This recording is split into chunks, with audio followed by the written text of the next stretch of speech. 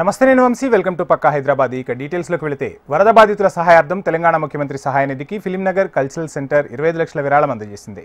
Film Nagar cultural centre president Ghattamaneni Adiseshagirirao Jubilee Hills నివాసంలో CM Revanth రెడ్డిని కలిసి ఆ చెక్కును అందజేశారు. వరద బాధితులకు మా వంతుగా మేము కూడా అండగా నిలుస్తామని తెలుగు సినీ పరిశ్రమ ప్రముఖులు పలువురు ముందుకొచ్చి తెలంగాణ ముఖ్యమంత్రి సహాయ నిధికి విరాళాలు అందించారు.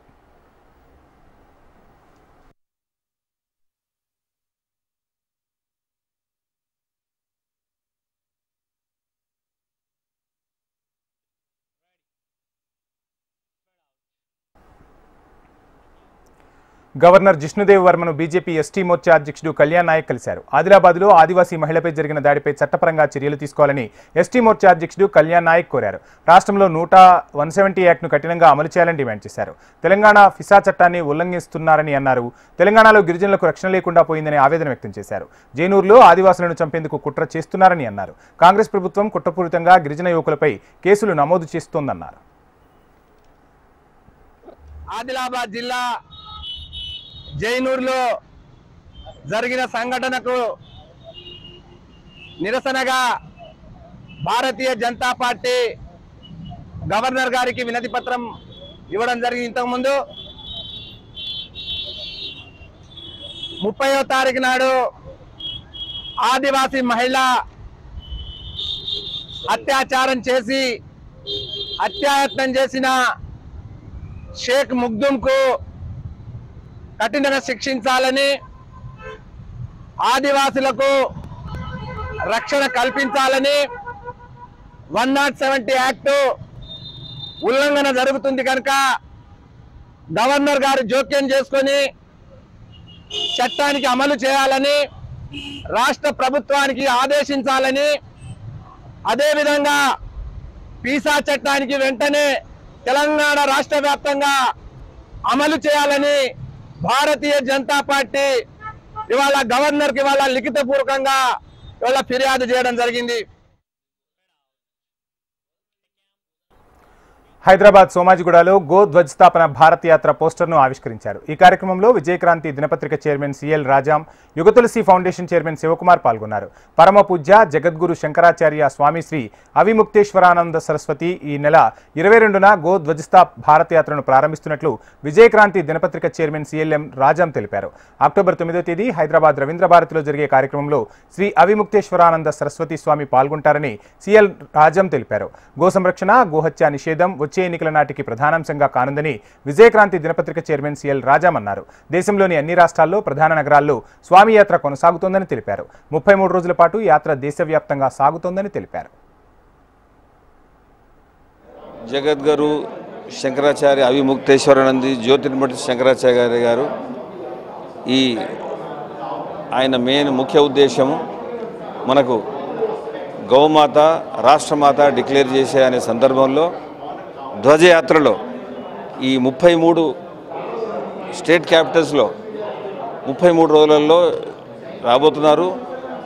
దాని భాగంలోనే మన హైదరాబాద్కు 9వ తారీఖు అక్టోబర్ నాడు వచ్చి రవీంద్ర భారతిలో అందరికీ సందేశం ఇస్తారు. మరి ఇది పెద్ద ఇష్యూ కాబోతున్నది. ఇది ఆల్రెడీ డిఫరెంట్ స్టేట్స్లో ఎవరి పద్ధతిలో వాళ్ళు ఆల్రెడీ ఈ గోమాత గో ఉద్యమం ఆల్రెడీ చేస్తున్నారు. కొందరు పాదయాత్ర చేస్తున్నారు, కొందరు గోశాల నిర్మిస్తున్నారు, కొంత ఇంకేమో చేస్తున్నారు, చాలా చేస్తున్నారు. కానీ ఒక పెద్ద లెవెల్లో మొత్తం దేశమంతా ఉర్రూతలుంచే విషయంలో ఒక ఎమోషనల్ ఇష్యూ చేసే విధంలో శంకరాచార్య గారు మొత్తం ఇండియా అంతా తిరుగుతున్నారు. వచ్చిన తర్వాత దానికి ఏం సందేహం లేదు, తొందరనే మనకు వచ్చే అవకాశం ఉంది. గోమాత రాష్ట్రమాత ఏ గవర్నమెంట్ అయినా సరే, బీజేపీ గవర్నమెంట్ అయినా, కాంగ్రెస్ గవర్నమెంట్ అయినా, ఏ గవర్నమెంట్ అయినా సరే ఇది గోమాత రాష్ట్రమాత డిక్లేర్ చేయవలసిందే. మీరు ఈ మధ్యలో చూశారు. అదే దారిలో నరేంద్ర మోడీజీ ఆయన ఒక గో దూడను ఇచ్చి మొత్తం ప్రెస్ రిలీజ్ చేశారు. మరి అది బీజేపీ తరఫున వాళ్ళకి ఇండికేషన్ ఆల్రెడీ ఉంది. వాళ్ళ మనసులో కూడా గోమాతకు మంచి ఇంపార్టెన్స్ ఇవ్వాలని ఉంది, లేకపోతే అది రిలీజ్ కాకపోయేది. మరి ఈవెన్ కాంగ్రెస్ను కూడా చూసేది ఉంటే కాంగ్రెస్ ఒక టైంలో ఇందిరాగాంధీ టైంలో వాళ్ళ ఎలక్షన్ సింబలే ఆవు దూడ. సో ఇప్పుడు ఒకటి మన శంకరాచార్య గారు గోమాత రాష్ట్రమాత అని అంటున్నారు. రాహుల్ గాంధీపై అనుచిత వ్యాఖ్యలు చేసిన బీజేపీ నాయకులపై మెదక్ ఎమ్మెల్యే మైనంపల్లి రోహిత్ తీవ్ర ఆగ్రహం వ్యక్తం చేశారు. కేంద్ర మంత్రి రవనీత్ సింగ్ బీజేపీ నాయకులు రాహుల్ గాంధీకి వెంటనే క్షమాపణలు చెప్పాలని డిమాండ్ చేశారు. రాహుల్ను విమర్శించిన వారిని పదవుల నుంచి బీజేపీ సస్పెండ్ చేయాలని మైనంపల్లి రోహిత్ డిమాండ్ చేశారు. సిక్కు సమాజం కాంగ్రెస్ వెంటే ఉందని అన్నారు రోహిత్.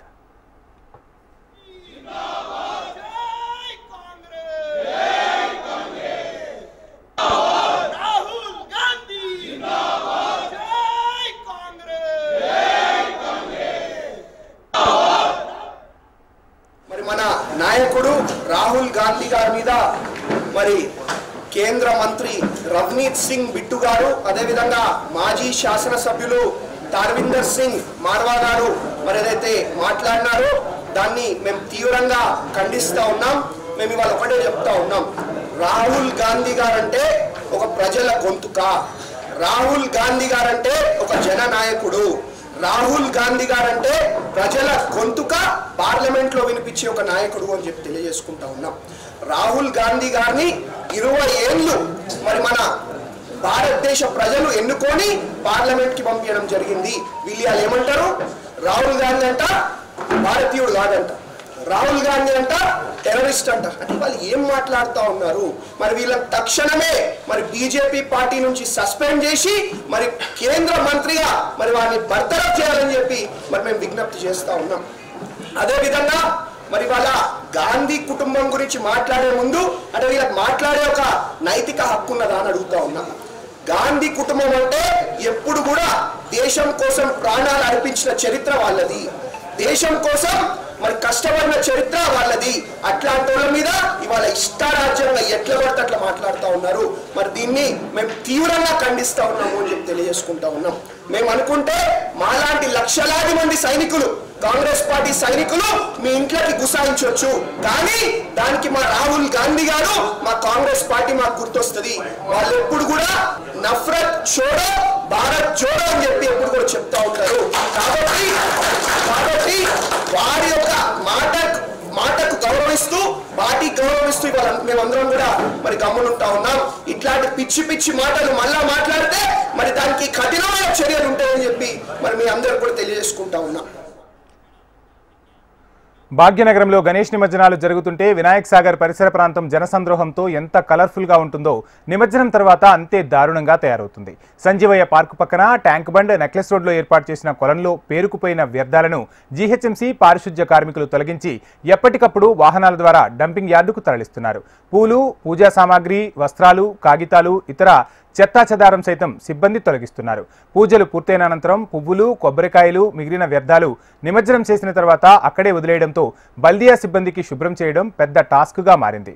వెంటనే క్లియర్ చేస్తున్నప్పటికీ ఇంకా వ్యర్థాలు అలాగే మిగిలిపోయాయి.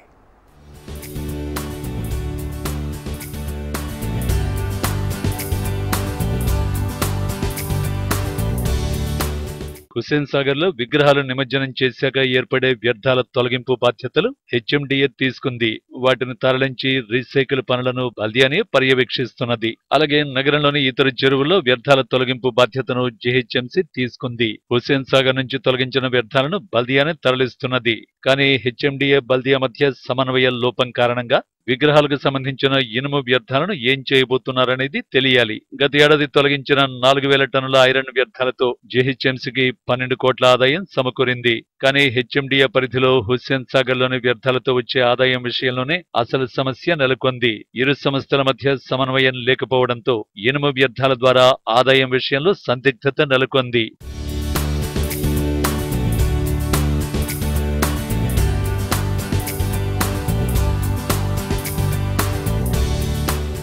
వినాయక నిమజ్జనం సందర్భంగా వెలువడిన వ్యర్థాల వెలికితీత పనులను పూర్తి చేసి క్లీన్ హుస్సేన్ సాగర్ గా మార్చేందుకు జీహెచ్ఎంసీ, హెచ్ఎండిఏ చర్యలు వేగవంతం చేశాయి. వినాయక విగ్రహాల తాలూకు వ్యర్థాల తొలగింపు పనులు నిర్విరామంగా కొనసాగిస్తున్నాయి. నిమజ్జనమైన వెంటనే విగ్రహాలు, వాటికి సంబంధించిన అవశేషాలు, పూలు, పత్రి, ఇతర చెత్తా చెదారాన్ని వెనువెంటనే తొలగించారు. హెచ్ఎండిఏ 5500 మెట్రిక్ టన్నులు, 10 రోజుల్లో రోజుకు సరాసరి 8,547 మెట్రిక్ టన్నుల వ్యర్థాలను తొలగించినట్లు బల్దియా అధికారులు తెలిపారు. నిమజ్జనం సందర్భంగా పెద్ద ఎత్తున ఏర్పడిన చెత్త, వ్యర్థ పదార్థాలను ఎప్పటికప్పుడు తొలగించేందుకు కృషి చేశామని, మండపాలు, 73 కొలనుల వద్ద చెత్త సేకరణకు 3,000 మంది పారిశుద్ధ్య కార్మికులు 24 గంటల పాటు పనిచేసినట్లు అధికారులు పేర్కొన్నారు.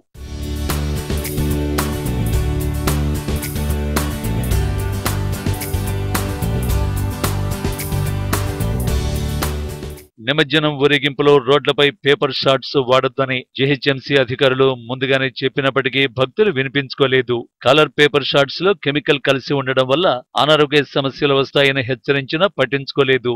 దాదాపు ప్రతి వాహనం నుంచి పేపర్ షాట్స్ వదిలారు. దీంతో రోడ్లపై ఎక్కడ చూసినా పేపర్ షాట్స్ కనిపిస్తున్నాయి. అప్పర్ ట్యాంక్ బండ్పై 500 మంది బల్దియా సిబ్బందిని పెట్టి ఊడిపించారు. చీపురుతో ఊడిస్తే అవి పైకి ఎగురుతూ ఉండడం, కొన్ని చోట్ల అతుక్కుపోవడంతో క్లీన్ చేసేందుకు కార్మికులు ఇబ్బంది పడ్డారు.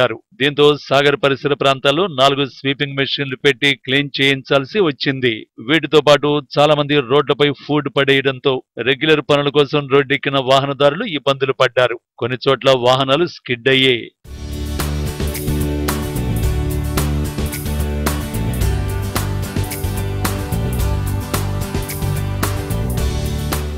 గణేష్ నిమజ్జనం సందర్భంగా ఎలాంటి అవాంఛనీయ ఘటనలు జరగకుండా ప్రశాంతంగా జరిగిందని, అన్ని శాఖల సమన్వయంతోనే సాధ్యమైందని జీహెచ్ఎంసీ కమిషనర్ ఆమరపాలి పేర్కొన్నారు. క్షేత్రస్థాయిలో డిప్యూటీ కమిషనర్లు, యూబీడీ, యూసీడీ, పోలీస్, విద్యుత్ విభాగాల అధికారులు శోభయాత్ర సందర్భంగా ఎదురయ్యే సమస్యలను ముందుగా గుర్తించి రోడ్ల మరమ్మతులు, చెట్ల కొమ్మలు తొలగించడం, విద్యుత్ దీపాల ఏర్పాటు వంటి పనులు చేపట్టినట్లు చెప్పారు. నిమజ్జనం ప్రశాంతంగా జరిగేందుకు కృషి చేసిన ప్రతి ఒక్కరిని అభినందించారు. హైదరాబాద్ నగరంలో వినాయక చవితి ఉత్సవాలు ఎంతో అంగరంగ వైభవంగా జరిగాయి. వినాయక నిమజ్జనాలు కూడా అంతే నిర్విఘ్నంగా జరిగాయి. కానీ నిమజ్జనాల అనంతరం పూజా వ్యర్థాలు ఏవైతే ఉన్నాయో భక్తులు మొత్తం అక్కడే వదిలేయడం వల్ల భాగ్యనగరం మొత్తం వ్యర్థాలతో నిండిపోయిందనే చెప్పుకోవచ్చు. ఇప్పుడు మనం ప్రస్తుతం విజువల్స్ లో చూస్తున్నట్లుగానైతే వ్యర్థాలు క్లీన్ చేసే విధంగానైతే జీహెచ్ఎంసీ సిబ్బంది ఏర్పాట్లు చేయడం జరిగింది. గణేష్ నవరాత్రుల్లో మొత్తం 230 మెట్రిక్ టన్నుల అధిక సేకరణ జరుగుతుంది వ్యర్థాల గురించి అనైతే జీహెచ్ఎంసీ అధికారులు తెలియజేయడం జరిగింది. అయితే గణేష్ నవరాత్రుల ప్రారంభమైనప్పటి నుంచి నగరంలో రోజుకు ఈ 200 మెట్రిక్ టన్నుల చెత్త సేకరణ అధికంగా అవుతుందైతే తెలియజేయడం జరిగింది. 7వ రోజు నుండి చూసుకున్నట్లయితే 8,000కు పైగానైతే మెట్రిక్ టన్నుల చెత్త సేకరణ అవుతుందనైతే తెలియజేయడం జరిగింది. 17వ రోజు చూసుకున్నట్లయితే 8,547 మెట్రిక్ టన్నుల చెత్త సేకరణ జరిగిందనైతే తెలియజేయడం జరిగింది.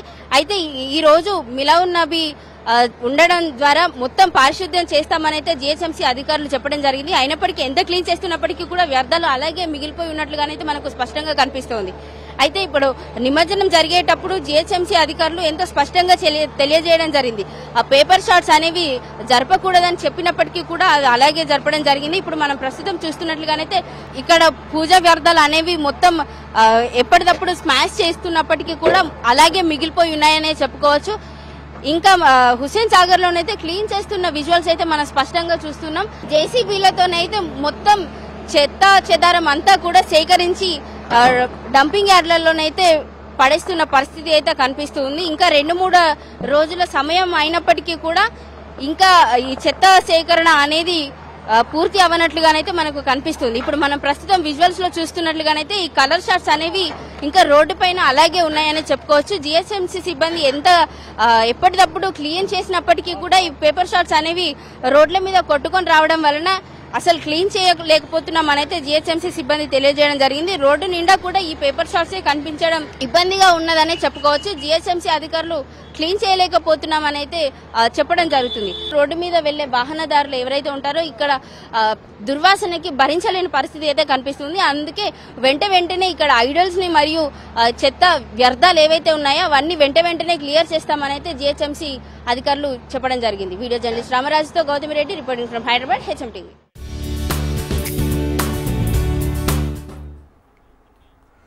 ఒకప్పుడు ఎంతో ఘనమైన చరిత్ర ఆ నది సొంతం. మనకు నాగరికతను నేర్పిన ఆ నది పాలకుల నిర్లక్ష్యం, అభివృద్ధి పేరుతో జరిగిన విధ్వంసం కారణంగా తన ఉనికిని కోల్పోయే ప్రమాదంలో పడింది. ఒకప్పుడు సాగు, తాగు, పాడి, మత్స్య అవసరాలకు ఉపయోగపడిన ఆ నది వల్ల హైదరాబాద్ సహా ఉమ్మడి నల్లగొండ జిల్లాలకు ప్రయోజనం కలిగేది. అంత గొప్ప చరిత్ర కలిగిన ఆ నది నేడు కాలుష్య కాసారంగా తయారై దుర్గంధాన్ని వెదజల్లుతుంది. అది ఏదో నది అనుకుంటున్నారా? మూసీ నది. మురికి నీటి ప్రవాహం కలిగిన మూసీ నది చుట్టుపక్కలకు వెళ్లినా గాలి పీల్చలేని పరిస్థితి. దేశంలోని అత్యంత కాలుష్య నదుల్లో ఒకటిగానూ చేరింది. అయితే ప్రస్తుతం మూసీకి పూర్వ వైభవం తెచ్చేందుకు ప్రస్తుత తెలంగాణ సర్కార్ ప్రణాళికలు సిద్ధం చేస్తోంది. అతి త్వరలో 3 దశల్లో మూసీకి విముక్తి కలిగించేందుకు కార్యాచరణ సిద్ధం చేసింది తెలంగాణ సర్కార్.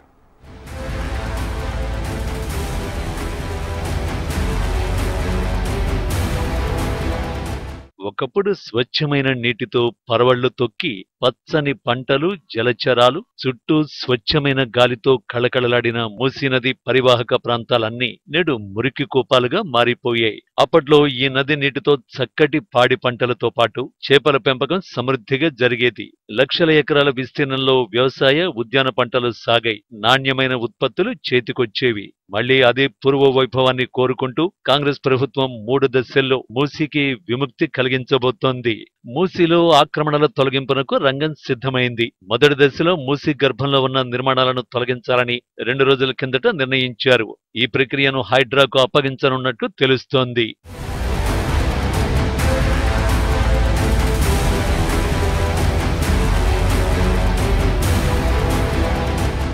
ముందుగా రెవెన్యూ, పోలీసు, బల్దియా, మూసీ కార్పొరేషన్ అధికారులు సంయుక్తంగా ఆక్రమణదారులతో మాట్లాడనున్నారు. వీరందరికీ ఇప్పటికే సిద్ధంగా ఉన్న 2 పడక గదుల ఇళ్లు ఇవ్వనున్నట్లు పురపాలక శాఖ ఇప్పటికే ప్రకటించింది. అధికారిక లెక్కల ప్రకారం మూసీ గర్భంలోనే 2000 అక్రమ నిర్మాణాలు ఉన్నాయి. ఏళ్లుగా ఉంటున్న పేదలను ఖాళీ చేయిస్తే విమర్శలు వచ్చే అవకాశం ఉందన్న ఉద్దేశంతో ముఖ్యమంత్రి రేవంత్ రెడ్డి ఆదేశం మేరకు ఇక్కడి నివాసితులతో అధికారులు మాట్లాడనున్నారు. 3 విడతలుగా అక్రమ నిర్మాణాలను కూల్చివేయాలని నిర్ణయించారు.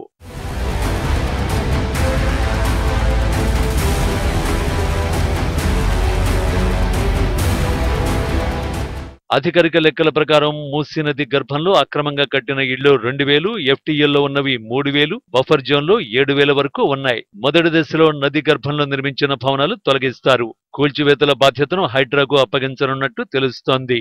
ఆఖరి విడతలో భూసేకరణ, 2వ దశలో ఎఫ్టీఎల్లో ఉన్న వాటిని, 3వ దశలో బఫర్ జోన్లో ఉన్న నిర్మాణాలను కూల్చివేసేందుకు ప్రణాళిక రూపొందించారు. ప్రైవేటు స్థలాలను భూసేకరణ ద్వారా తీసుకోవాలని అధికారులు భావిస్తున్నారు.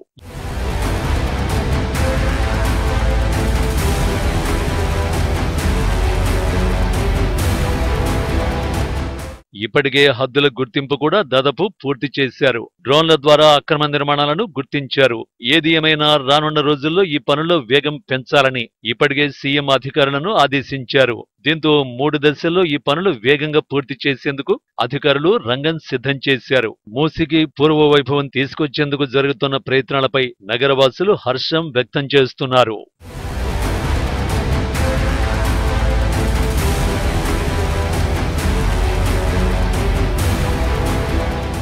అనంతగిరి కొండల్లో పుట్టి హైదరాబాద్ నగర ప్రజల దాహార్తిని తీర్చిన మూసీ నది ఇప్పుడు మురికి కూపంగా మారింది.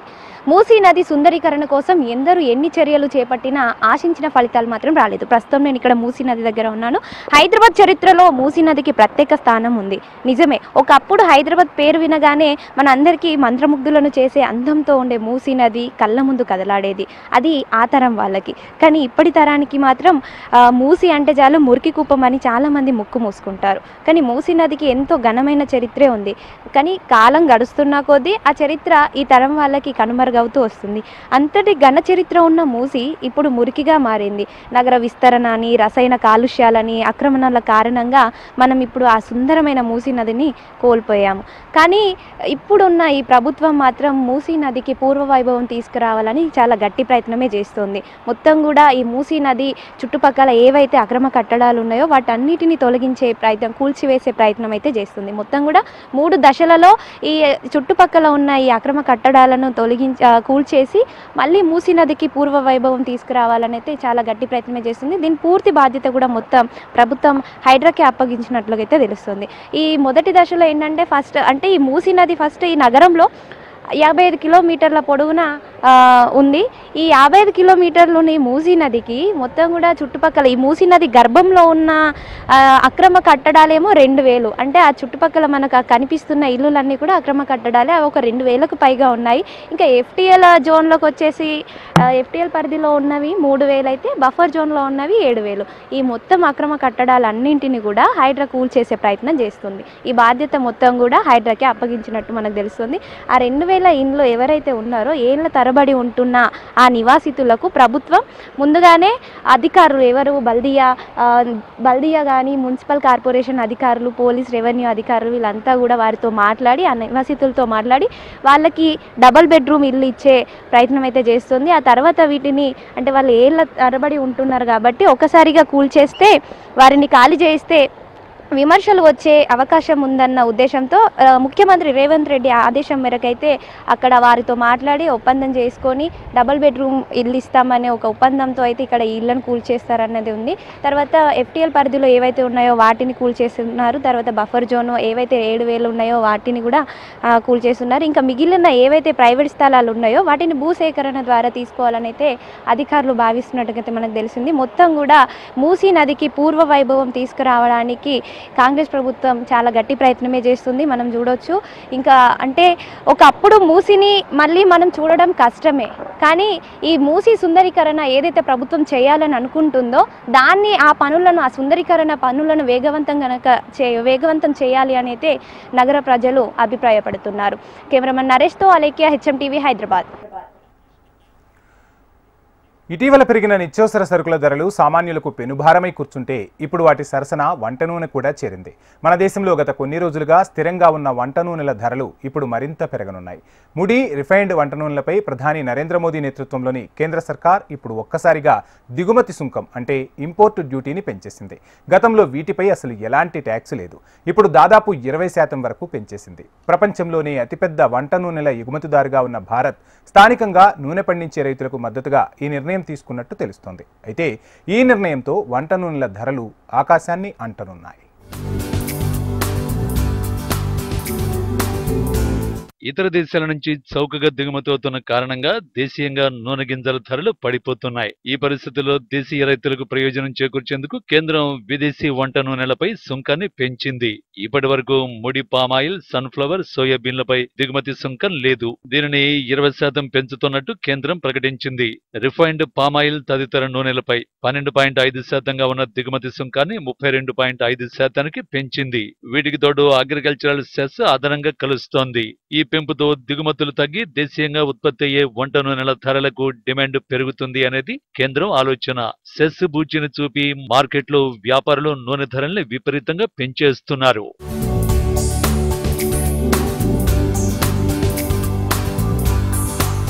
ఇండోనేషియా, మలేషియా దేశాల నుంచి మనకు పామాయిల్ దిగుమతి అవుతుండగా రష్యా, అర్జెంటీనా, ఉక్రెయిన్ దేశాల నుంచి సన్ఫ్లవర్ ఆయిల్ దిగుమతి అవుతోంది. ఇప్పుడు దిగుమతి సుంకం పెంపుతో ఆయా ఆయిల్ ధరలు పెంచడానికి మాఫియా వర్గాలు రంగం సిద్ధం చేసుకుంటున్నాయి. సుమారు నెలకు సరిపడా వంట నూనెల ఉత్పత్తుల్ని టోకు వర్తకులు నిల్వ చేసి ఉంచుతారు. దిగుమతి సుంకాన్ని పెంచుతూ కేంద్రం నిర్ణయం తీసుకున్న వెంటనే లీటర్ వంట నూనెపై 10 రూపాయలు పెంచి ఇప్పుడు తాజాగా 20కి తీసుకొచ్చారు.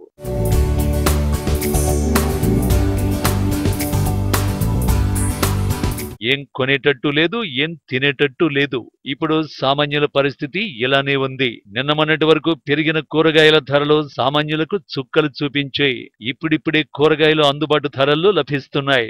ఇక నిత్యావసరాల ధరలు మాత్రం ధర తగ్గనప్పటికీ కొనక తప్పని పరిస్థితుల్లో కొంటున్నారు. ఇప్పుడు వీటి సరసన వంట నూనె కూడా చేరింది. దీంతో మూలిగే నక్క మీద తాటిపండు పడ్డట్టు తయారైంది సామాన్యుల పరిస్థితి. కేంద్ర ప్రభుత్వం దిగుమతి సుంకం పెంచడంతో లీటర్ వంట నూనె ధర 15 నుంచి 20 రూపాయలు పెరిగింది. మొన్నటి వరకు ప్రజలకు పెనుభారంగా మారిన కూరగాయల ధరలు ఇప్పుడిప్పుడే తగ్గుముఖం పట్టాయని ఆనందపడే లోపే వంట నూనె ధరలకు రెక్కలొచ్చాయి. ప్రతినిత్యం అవసరమయ్యే వంట నూనె ధర ఇలా అమాంతం పెంచేస్తే ఎలా అని సామాన్యులు ఆవేదన వ్యక్తం చేస్తున్నారు. నూనె రేట్లు రోజు రోజుకి పెరుగుతూ ఉన్నాయి. లాస్ట్ వీక్ ఈ వీక్కి దాదాపు 10-15 రూపాయలు తేడా ఉంది పర్ ప్యాకెట్ మీద. గవర్నమెంట్ కూడా ఆలోచించాలి.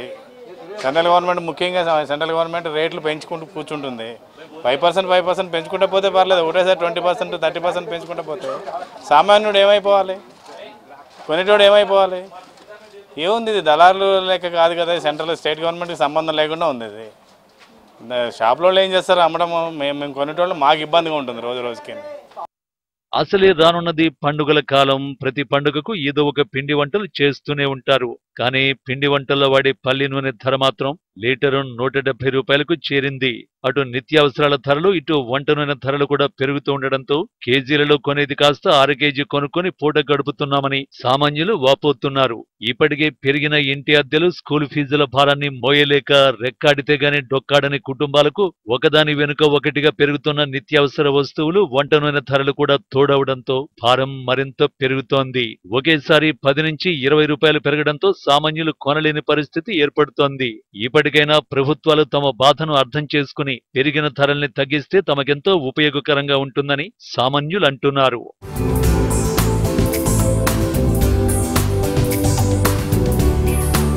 పండుగల సీజన్లో వంట నూనెల ధరలు గరిష్ట స్థాయికి తీసుకుపోతారని వినియోగదారులు ఆందోళన వ్యక్తం చేస్తున్నారు. మార్కెట్ నిల్వలపై సంబంధిత అధికారులు తనిఖీలు నిర్వహించి వంట నూనెల ధరలు స్థిరీకరించాలని గృహిణులు కోరుతున్నారు. వంట నూనెల ధరలు పెరిగితే పరోక్షంగా అన్ని ఆహార ధరలు పెరుగుతాయని ఆందోళన చెందుతున్నారు. ప్రభుత్వాలు స్పందించి పెరుగుతున్న ధరల నియంత్రణకు చర్యలు తీసుకోవాలని వారు కోరుతున్నారు. నిన్న మొన్నటి వరకు నిత్యావసర సరుకులు, కూరగాయల ధరలు సామాన్యులకు చుక్కలు చూపించాయి. ఇప్పుడు ఆ కోవలోకే వంట నూనె కూడా వచ్చి చేరింది. అమాంతం లీటర్ నూనెపై 15 నుండి 20 రూపాయలు పెరిగింది. అయితే కేంద్ర ప్రభుత్వం ఇంపోర్ట్ ట్యాక్స్ పెంచడంతోనే ఈ నూనె ధరలు పెరిగినట్లుగా వినియోగదారులు అయితే చెప్తున్నారు. ఇలా సామాన్యులకు ఈ ధరలు పెనుభారంగా మారితే రానున్నది పండగలు వచ్చే కాలం కాబట్టి పండగలకు పిండి వంటలు ఎక్కువగా చేయాల్సి ఉంటుంది. నూనె ధరలు ఇలా పెరిగితే సామాన్యులు కొనలేని పరిస్థితి ఏర్పడుతుందని అయితే వారు ఆవేదన వ్యక్తం చేస్తున్నారు. వీడియో జర్నలిస్ట్ రాజుతో Rajitha, HM TV, Hyderabad.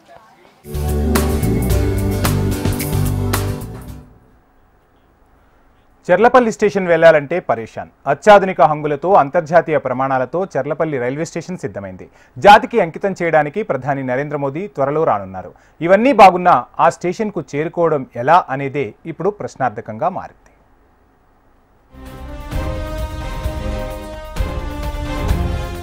Station నిర్మాణం ప్రారంభించినప్పటి నుంచి రాష్ట్ర ప్రభుత్వానికి లేఖలు రాస్తూ ఇరువైపులా రోడ్లను 100 మీటర్ల మేర విస్తరించాలని రైల్వే విజ్ఞప్తులు చేస్తూనే ఉంది. అవేవీ నాటి పాలకులకు పట్టలేదు. కొత్త ప్రభుత్వం కూడా ఇప్పటి వరకు దృష్టి సారించకపోవడంతో స్టేషన్ ప్రారంభ నాటికి రహదారుల విస్తరణ జరిగేనా అనే సందేహాలు వ్యక్తమవుతున్నాయి. ఎంఎంటీఎస్ 2వ దశ అందుబాటులోకి వచ్చిన ప్రయాణికులు ఈ స్టేషన్ కు చేరుకునే వెసులుబాటు కలగలేదు. సరైన రహదారులు లేకపోవడంతో సిటీ బస్సుల సేవలు కూడా అందుబాటులోకి రాలేదు. ఇలాంటి తరుణంలో స్టేషన్ పూర్తి స్థాయిలో అందుబాటులోకి వస్తే ప్రయాణికుల రాకపోకలకు ఇబ్బంది తప్పని పరిస్థితి ఏర్పడింది. పెండింగ్లోని ప్రక్రియ 40 కిలోమీటర్ల పరిధి నుంచి ప్రయాణికులు చెర్లపల్లి స్టేషన్ కు చేరేందుకు 2 మార్గాలున్నాయి. మహాలక్ష్మి నగర్ నుంచి ఉన్న 40 అడుగుల పాత రోడ్డును 80 అడుగుల మేర విస్తరించాల్సి ఉంది.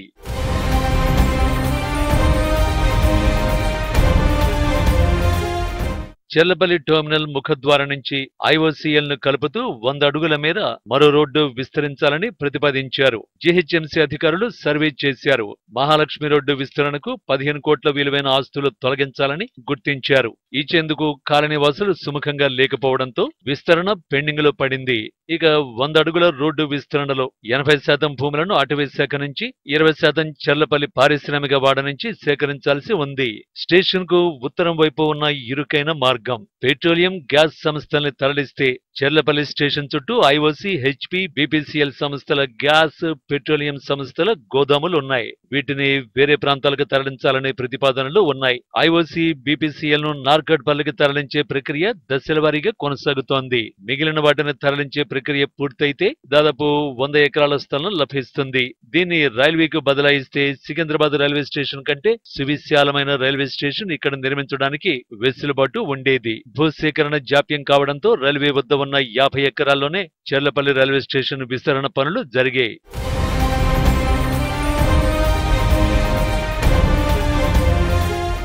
స్టేషన్ వెనకాలే కొన్ని నివాస సముదాయాలు ఉండగా వాటిని తొలగించి 80 అడుగుల రోడ్డు నిర్మించనున్నారు. మొత్తంగా 35 కోట్ల అంచనా వ్యయంతో చెర్లపల్లి రైల్వే స్టేషన్ కు కొత్త రోడ్లు నిర్మించనున్నారు. రోడ్లు పూర్తయ్యాక స్టేషన్ ముందు మరింత భూసేకరణ చేపట్టి పబ్లిక్ ట్రాన్స్పోర్ట్ మెరుగుపరిచేందుకు అవసరమైన చర్యలు తీసుకోనున్నట్లు జీహెచ్ఎంసీ అధికారులు తెలిపారు. భవిష్యత్తులో ఇక్కడున్న కొన్ని పరిశ్రమలు బయటకు వెళ్లాక మరో 200 ఎకరాల వరకు భూమి తెలంగాణ ప్రభుత్వానికి అందనుందని అధికారులు అంచనా వేస్తున్నారు.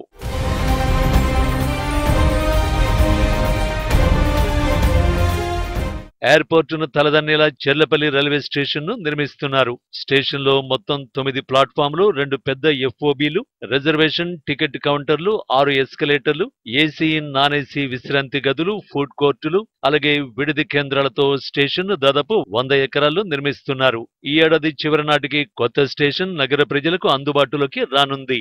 ఇప్పటికే అక్కడ 13 జతల ట్రైన్లు ఆగుతుండగా భవిష్యత్తులో మరో 45 జతల కొత్త ట్రైన్లు రాకపోకలు సాగించనున్నాయి.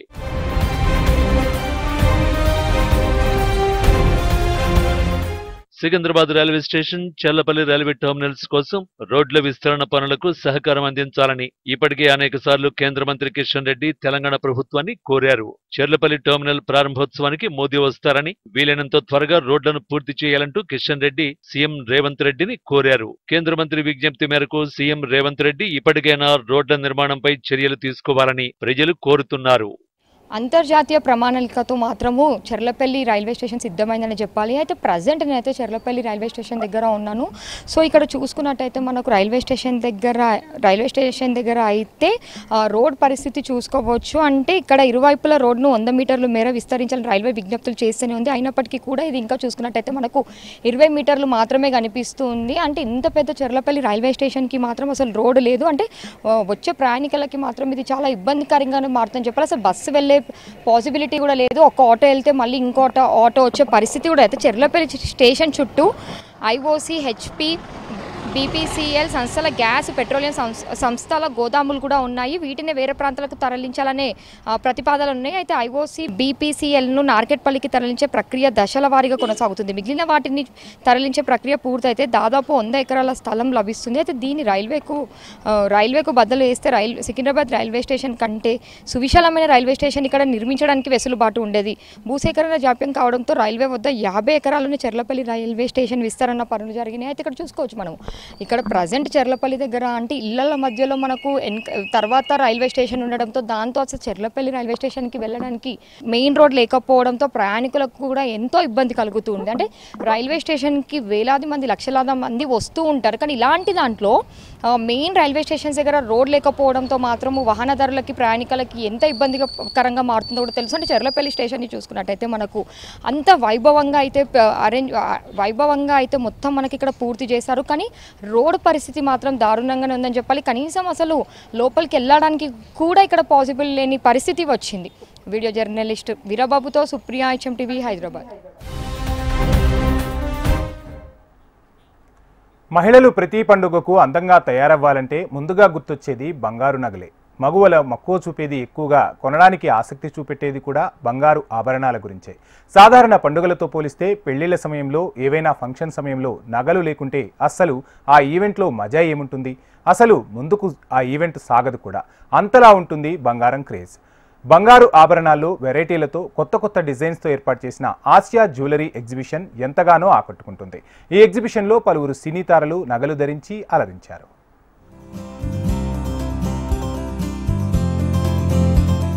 బంగారం పేరు చెప్పగానే ముందుగా గుర్తుకొచ్చేది మహిళలే. సాధారణంగా అన్ని దేశాలలో కన్నా బంగారం కొనుగోలు మన దేశంలో ఎక్కువగానే ఉంటుంది. పిల్లలు పుట్టినప్పటి నుంచి మొదలుకొని షష్ఠి పూర్తి వరకు ప్రతి ఫంక్షన్ లో బంగారం ఉండాల్సిందే. అంతలా ఉంటుంది మరి క్రేజ్. నగలు కొనడానికి ఆడవాళ్లు అస్సలు కాంప్రమైజ్ అవ్వరు అనడంలో అతిశయోక్తి లేదు. అలాంటి వారి కోసమే ఆసియా జ్యువెల్స్ వారు తమ జ్యువెలరీని తాజ్ కృష్ణ ఎగ్జిబిషన్ లో ప్రదర్శిస్తున్నారు. For the grand launch of the Jewels show, which is happening today, tomorrow and day after. That's 13th, 14th and 15th. నేనైతే చాలా ఎక్సైటెడ్గా ఉన్నాను, ఎందుకంటే జ్యువెలరీ అంటే నాకు చాలా ఇష్టం. And look at the jewellery I wore, oh my god. I think నేను చాలా జ్యువెలరీ యాడ్స్ చేశాను, షోస్ చేశాను, కానీ ఈరోజు ఎంత యూనిక్గా ఉందో తెలుసా. నేను ఎప్పుడు చూడలే ఇలాంటి ఒక జ్యువెలరీ. ఇండియా నుంచి, ఆల్ ఓవర్ ఇండియా నుంచి డిజైనర్స్ వచ్చారు. ఐ థింక్ ఎవరైనా వ్యూవర్స్ చూస్తుంటే మీకు కనుక జ్యువెలరీ నచ్చితే I think you have to come, లేదంటే మీరు మిస్ అయిపోతారు. వెడ్డింగ్ సీజన్ నాకు డైమండ్స్ చాలా నచ్చింది, అండ్ టెంపుల్ జ్యువెలరీ, అండ్ కొన్ని అయితే నాకు దాన్ని ఏమంటారో కూడా తెలియదు, కానీ నాకు బాగా నచ్చింది. అండ్ అన్నీ యూనో ట్రెడిషనలే కాదు, వెస్టర్న్ కాస్ట్యూమ్స్ కూడా మ్యాచ్ అయ్యేలా ఉంది. And viewers andaru, you have to come to Taj Krishna. That's happening today, tomorrow and day after. నేను ఈరోజు ఏషియా జ్యువెలర్స్కి వచ్చాను. ఇక్కడ అయితే ఎక్స్క్లూజివ్ కలెక్షన్ ఉందండి. From minimal to extreme jewellery collection, perfect for wedding occasion ఏదైనా సరే, కానీ జ్యువెలరీ ఇంపార్టెంట్ కాబట్టి ఇక్కడ చాలా కలెక్షన్ ఉంది. మీరు తప్పకుండా వచ్చి విజిట్ చేస్తే మీకు చాలా టెంపుల్ యాంటిక్ జ్యువెలరీ చాలా నచ్చింది. అఫ్ కోర్స్ నేను వేసుకుంది కూడా చాలా బాగుంది. The choker and the long haaram, everything was superb actually. Taj కృష్ణలో జరుగుతున్న అతిపెద్ద జ్యువెలరీ కొనుగోలు చేయడానికి ఇప్పటికే నగల ప్రియులు వేచి చూస్తున్నారు. తారలు నగలను ధరించి వాటి అందాలను ప్రదర్శించారు. అనంతరం ఆ గోల్డ్ తో మోడల్స్ ఫోటోషూట్ అందరినీ ఆకట్టుకుంది. ఈ నెల 13 నుంచి 15 వరకు ఈ ఎగ్జిబిషన్ జరగనుంది. ఆసియా జ్యువెల్స్ షో ఎగ్జిబిషన్ ని ఘనంగా ప్రారంభించారు. ఆసియా జ్యువెల్స్ షో ఫ్యాషన్ నగలు, విభిన్న రకాల జ్యువెలరీ, అలాగే వెడ్డింగ్ కలెక్షన్స్, వెస్టర్న్ కలెక్షన్ అన్ని ఒకే చోట దొరుకుతాయని నిర్వాహకులు తెలిపారు.